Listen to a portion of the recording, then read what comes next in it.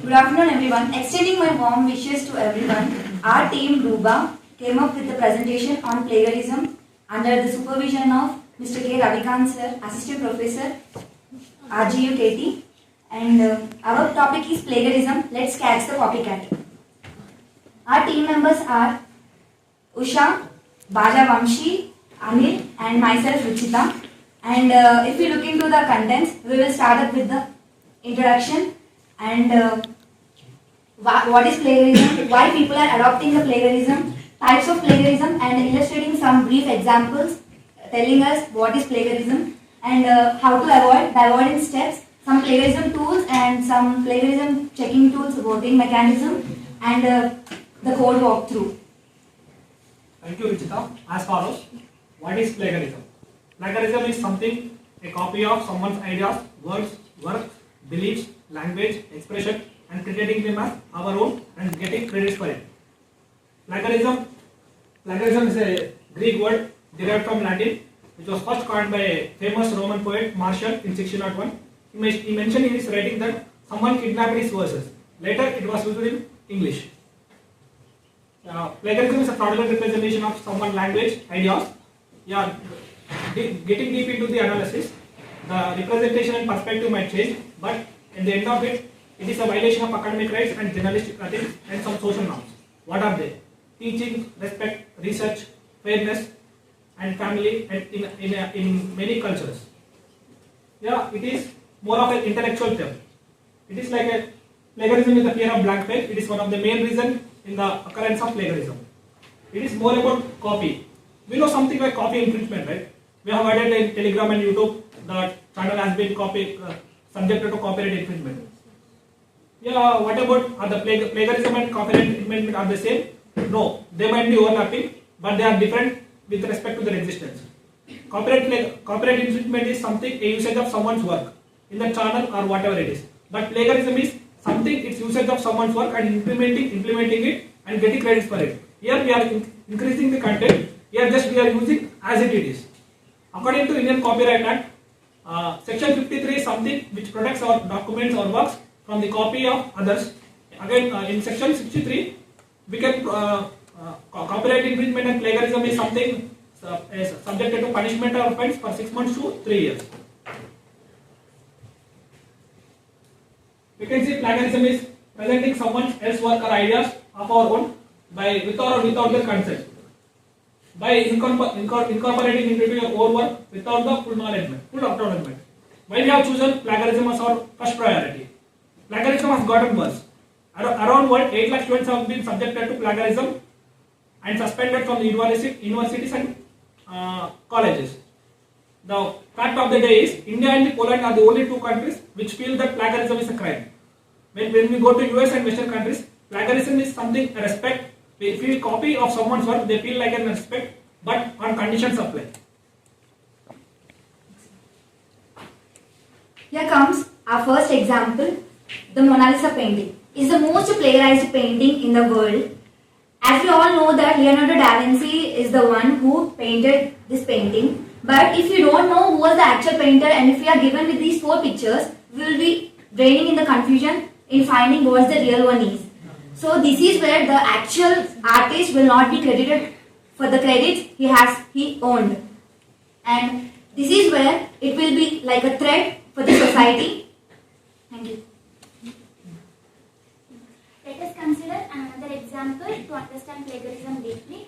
So have a look at the original statement. My mom always said life was like a box of chocolates. You'll never know what you're gonna get. And look at the plagiarized statement. My mother always said life was like a box of opportunities. You don't know what you'll get. Here in the original statement we have used the word mom, and in the plagiarized one we used mother, and chocolates is replaced by opportunities. So whenever the writer wants to change, here the first one is like informal way of giving a suggestion, and the second one is like formal way, like chocolates, opportunities, mom, mother, and the last statement is converted to formal. By this you can understand what plagiarism is. Changing the source with proper attribute citations to our own needs. And we have a quotation, I tried to come up with smart as code and ended up on someone's shoulder. That means initially the person tried to do the work, but end of the day he ended on someone's shoulder. This is because there are many reasons for plagiarism. We will have a look at reasons. By now most of you can recognize why plagiarism is wrong and what is plagiarism. It is not only about a theft of the original work, but also a lie to audience. Let us discuss some of the reasons. The first one comes lack of confidence. Among all the reasons, this one seems to be most consistent in the field of academics, where a student is given a work to complete and to get in the process of getting good grade, he might end up copying others' work. Lack of confidence. And the second one, lack of time.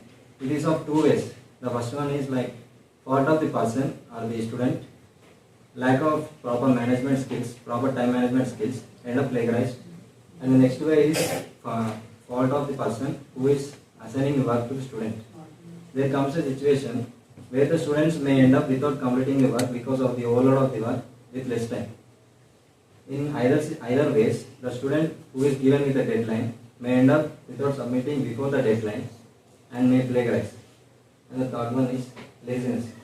It is most of the situation like don't care situation. Like when an author doesn't take the assignment seriously and not having commitment to his work, may end up plagiarized.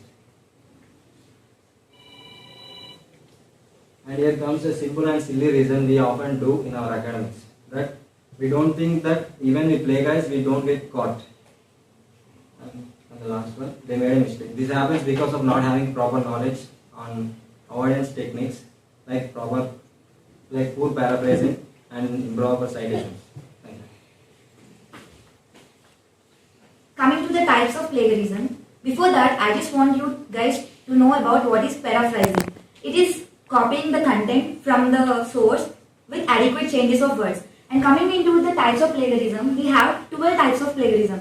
In that, the main ones are direct plagiarism, self-plagiarism, mosaic plagiarism and accidental plagiarism. Next slide.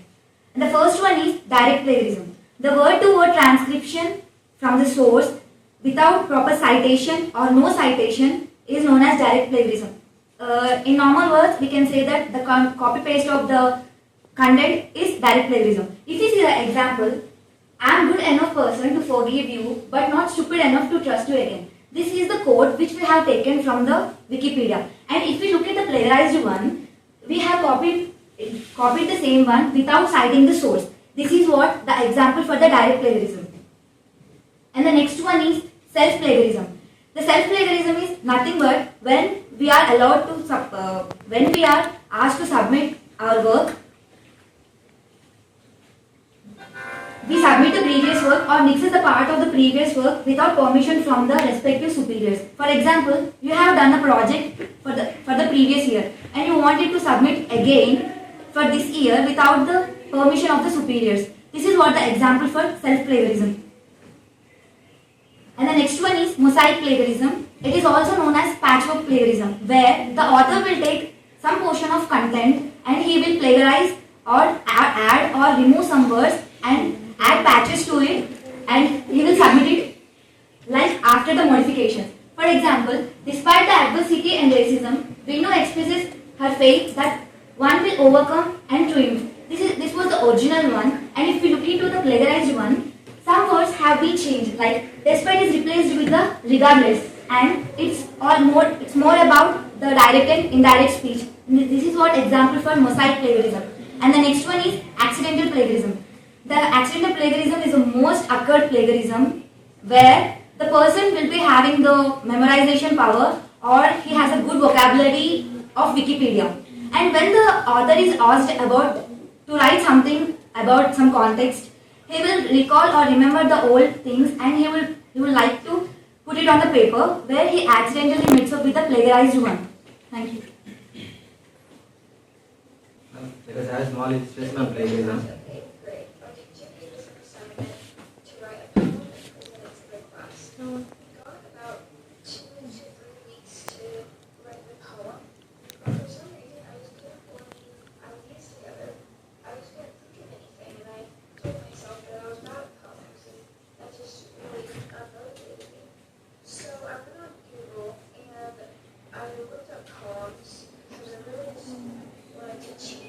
Now, our teachers were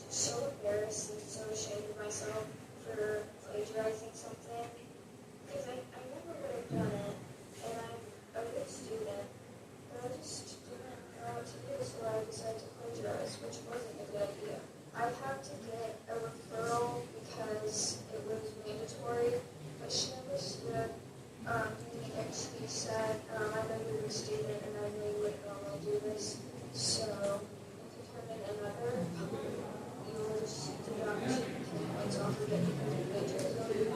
But I had a really good report about it, and I got a referral and I got 3 days of lunch detention. Luckily, my teacher was really nice. That was just mandatory that I had to get lunch detention. But it really did teach me really a lesson never to plagiarize, and that honestly, it's just better to take a 4th and more effort, because the musical I turned in for the next assignment, I got a really good grade on, and honestly, the poem was really good. So if you put your mind to something, you'll always succeed. Just make sure to put in effort and hard work, and you'll end up doing a great thing. Let us see some of the avoidance ways to avoid plagiarism. One of the important ways to avoid plagiarism is commit to do your own work.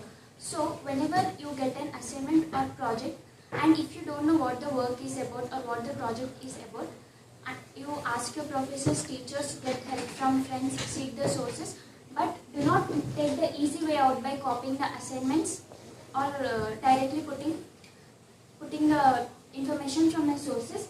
And one of the easiest ways to avoid is group projects. They are very popular, and by group projects we will get a clear clarity on what the work is about. So the main motive of this way of avoidance is we should get clarity and try to do our work in our own manner. And one of the significant way of avoiding plagiarism is don't procrastinate. The word procrastinate means making delay. Procrastinating makes it likely running out of time, and it makes us unduly work under a lot of pressure. So to avoid this, we should plan our work well advanced, and we should start early. To this we can seek help from mentors, teachers, etc. But the thing is, plan your work early and begin it as soon as fast possible. And the third one is paraphrase the original text in your words and cite the source. So one of the important thing to remember is rephrasing someone's ideas with proper attribution and citing doesn't mean plagiarism. So we can use the source, but we need to rephrase it in our own way. But the main thing we should remember is the original context, the meaning of the original context should not be distorted. We should not change the meaning of the source. And the next way of avoiding is read widely on many topics and read good authors' writings. So to do our work in our own manner, we should have a good grip on our vocabulary, and we should be able to cite the sources, reconstruct the complete sources. So in order to do that, we should have a conscious and continuous attempt on reading various author writings, so that we will be enhancing our vocabulary and we will get a good grip on grammar, so that we can reconstruct and do our own work well. And the fifth one is conducting a plagiarism check on your manuscript. Manuscript means that the script which we have written with our own hands. Why this is, if you are doing many projects, many assignments, eventually there may be a chance of getting accidental plagiarism. So in order to avoid that, we should conduct a plagiarism check on our project, what we have done. So some of the online plagiarism checking tools are these. There are 2 types of checking tools, paid versions and free versions. And Scribbr tops on the paid versions, whereas Plagiarism Detector tops on the free versions. But Grammarly is a user-friendly checking tool, which will be very easy to handle.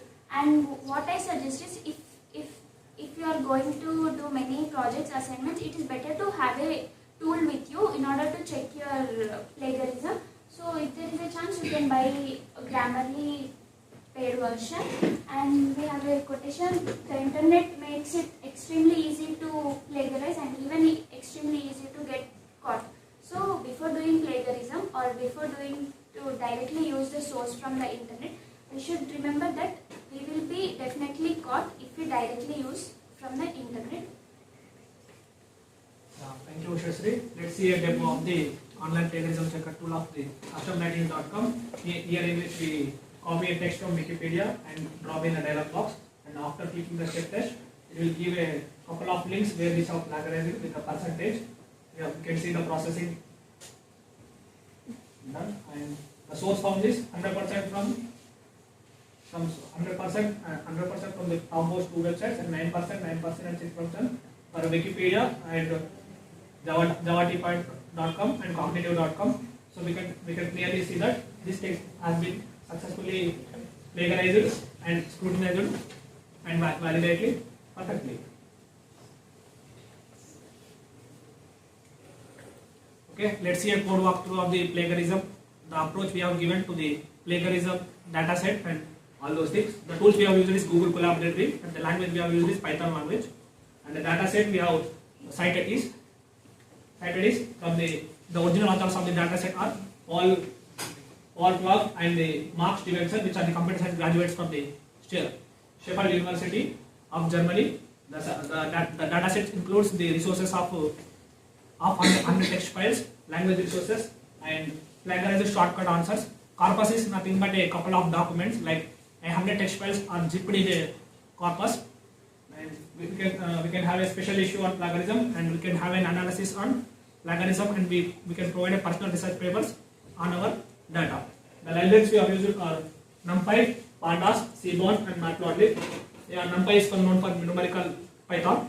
Pandas, it comes under the class of Pandas, in which there are two data structures available.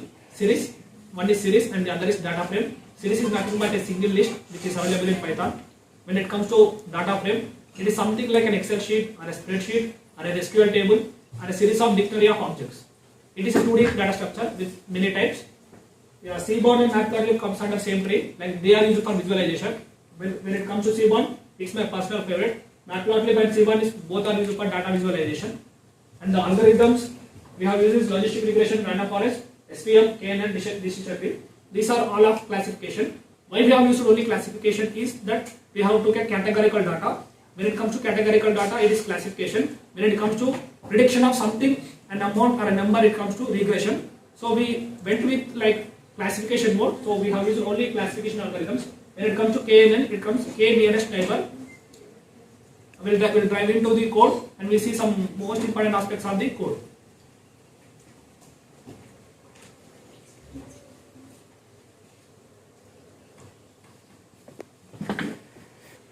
Yeah, first of all, let's dive into the most important concept of NLP is sentimental analysis. Sentimental analysis is something it focuses on the polarity of the text.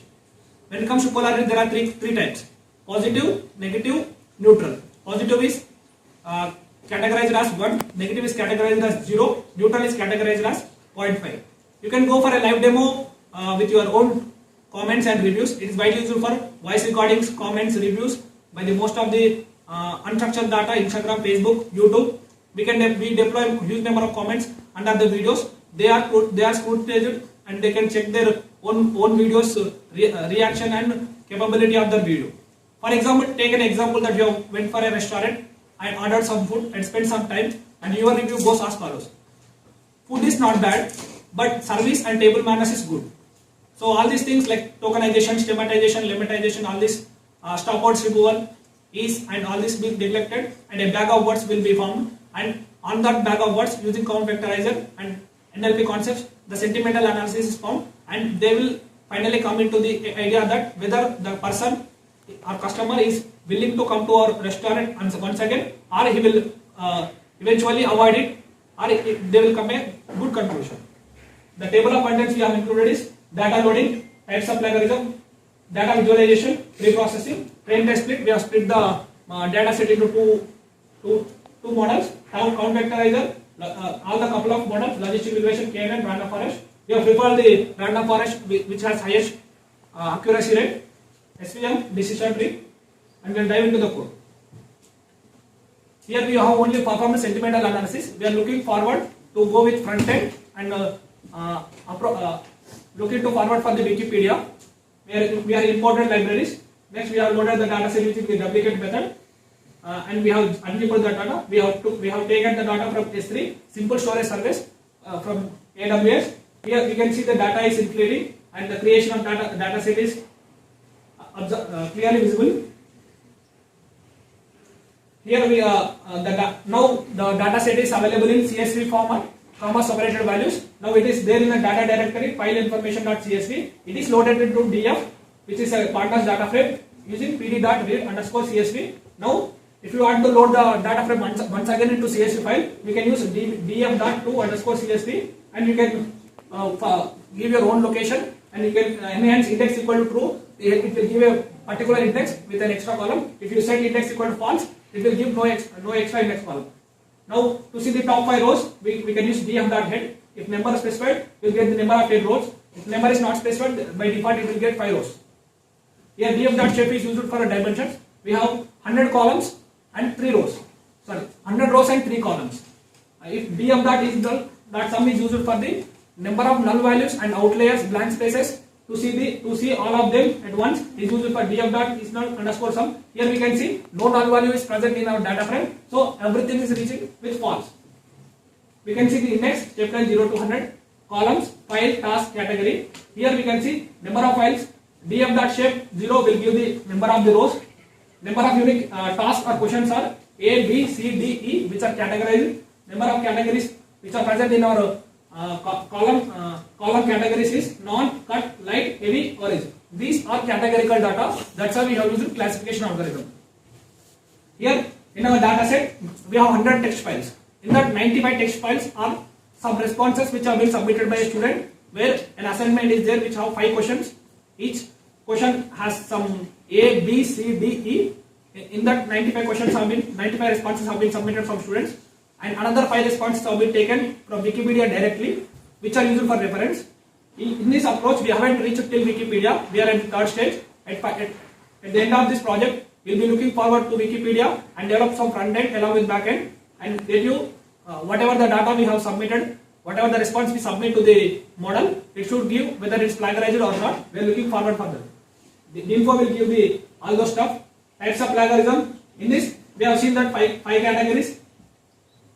5 categories are there: cut, light, heavy, non, orange. A, B, C, D, E. Cut. Here there are 3 categories: plagiarized, non-plagiarized, directly taken from Wikipedia. Plagiarized, it is cut is used for A. This is directly plagiarized from Wikipedia source text. Light is used for plagiarized case only. Still, there are some copying and paraphrasing. In heavy, there is a big task. Though it is plagiarized, there is high paraphrasing, and words are jumbled. The paragraphs are being slightly placed, and non is something which is not plagiarized. The student has submitted his response without citing any other resources and submitted of his own, or it is a original text file which is directly taken from Wikipedia for reference purpose. We can see some data visualization using Conplot. We have passed X value as task. Next, another data visualization is category. We have passed some hue equal task, and we can see all those things. Here, heat map is used to check the null values. As there are no null values present in the data set, we can see a plain color in the heat map. Heat map is something which have colors on the heat plane. We have done some pre-processing. Here we categorized our data set into 3: plagiarized, non-plagiarized, and directly taken from Wikipedia. So we have added a new column called class: plagiarized, non-plagiarized. -1 is used for directly taken from Wikipedia. We have categorized, and we have added a new column called class. Now we have extracted the data from the text, and we can see the data present in the so-called 0th file and 1st file, 2nd file, 3rd file, 4th file. We can see there are 5 questions present in the data set, which has the first question is what is inheritance in object-oriented programming, and the second question is like what is Bayes theorem, what is dynamic programming, what is vector space model, and these 5 questions and answers are submitted from the students. Now we have split the data set into 2 parts: training model and testing model. In this training model, we have X-train and Y-train. Using this X-train and Y-train, we have trained our model. Now the model is ready. Using this X-test, we are testing our model, so that the model will get a prediction Y, and using this Y test, the remaining Y test, we will evaluate our model and we will get the accuracy rate of our model.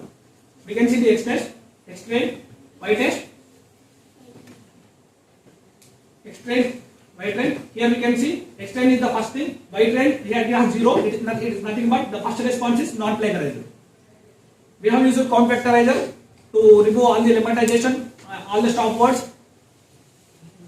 We can see an example. It's nothing but a bag of words. Game of Thrones is an amazing TV series. Game of Thrones is the best TV series. Game of Thrones is so great. We have created a count vectorizer is something which gives the frequency of the word occurrence in a statement. Amazing has occurred one time in the first sentence. It hasn't occurred in next to two sentences at any time. Now we have imported an instance of count vectorizer. We got the get feature names out and we have generated a sparse matrix. Now we have converted .txt to text, next to sparse matrix. Now we will apply our classification algorithms to our model. Now we are using logistic regression. We have used the instance of logistic regression. We have trained our model using the external vectorizer and by train. We are predicting the model using XTest vectorizer. It will give some prediction 1. Now we will test the model with XTest by test and prediction 1. Here it is giving 72 and we can see some lot of zeros in the confusion matrix. This is not at all acceptable. Still we have done only sentimental analysis. We have a lot of things to do, but we have evaluated only sentimental analysis and we want to explore it using cosine similarity, TF-IDF vectorizer, term frequency, inverse document frequency. Same with KNN. The accuracy rate is 72. Random forest. The accuracy rate is 89. We have preferred random forest as it is giving more high accuracy rate. SVM 72, decision tree 60.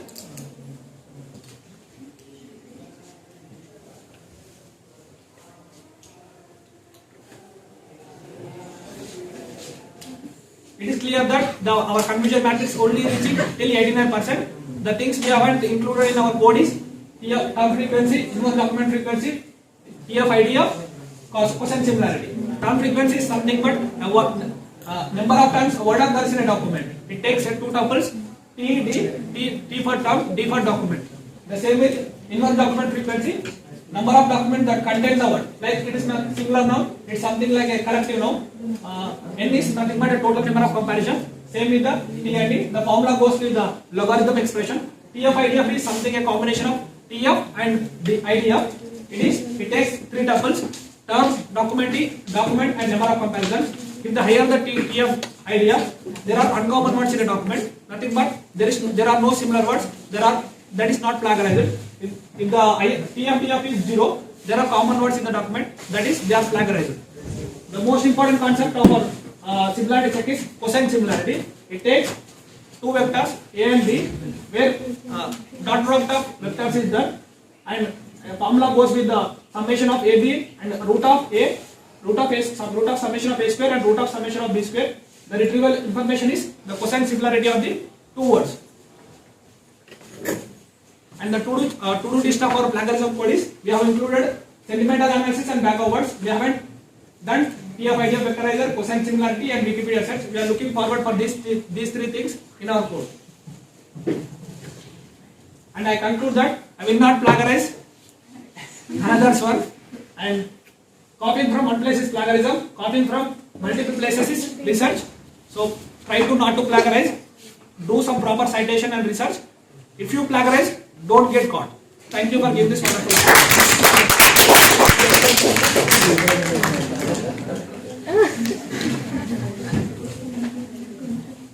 Good that they have planned a session on plagiarism. So they introduced us what is plagiarism,